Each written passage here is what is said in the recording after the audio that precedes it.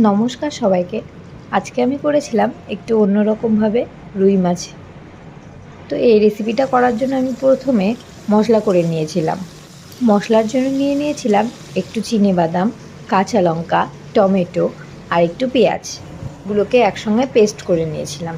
আর এদিকে তো মাছ ভাজতে দিয়েছি। মাছ ভাজার পরে আলুগুলো ভেজে নিয়েছি। আলুগুলো আমি লম্বা লম্বা করে কেটেছি। তারপরে এই যে আমার মশলা হয়ে গেছে। মশলাটা হয়ে গেলে মশলাটাকে রেখে আমি ওই মাছ ভাজার তেলের মধ্যে একটু জিরে, একটা এলাচ আর একটু দারচিনি দিয়ে ফোড়নে দিয়েছিলাম। ফোড়নটা হয়ে গেলে তার মধ্যে যে মশলাটা করেছিলাম সেই মশলাটা দিয়ে একটু লবণ হলুদ দিয়ে ভালো করে নেড়ে চেড়ে আর একটু চিনিও দিয়েছিলাম। মশলা ভাজার সময় চিনি দিলে কি হয়, ঝোলের রঙটা খুব সুন্দর হয়। এটা আমি আমার স্কুল যে করতাম আগে, সেই স্কুলে এক দিদির কাছে শিখেছিলাম। ওই দিদি বলেছিল মশলাটাকে ভালো করে কষিয়ে নেব। তার মধ্যে আমি একটু ভাজা মশলা দিয়ে দিয়েছিলাম। এই ভাজা মশলার মধ্যে ছিল জিরে, ধনে আর অল্প সামান্য পাঁচফোড়ন।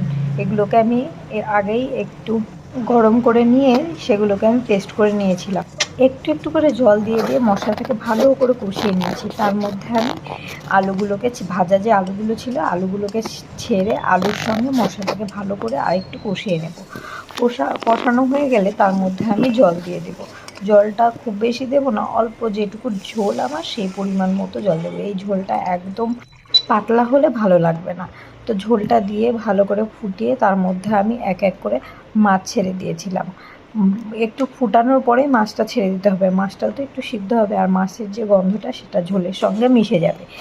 তারপরে মাছ দিয়েও অল্প সামান্য টাইম ফোটানোর পরে আমি একটু গরম মশলা দিয়ে দিয়েছিলাম। গরম মশলা দিয়ে আর একটু ফুটিয়ে নামিয়ে নিলেই হয়ে যাবে আজকের রান্না রুই মাছের মশলা দিয়ে ঝোল। তো আজকের রান্নাটা তোমাদের কেমন লাগলো সবাই আমাকে একটু কমেন্ট করে জানাবে। তোমরা কমেন্ট করলেই তো আমি বুঝতে পারবো তোমরা দেখছো কি না।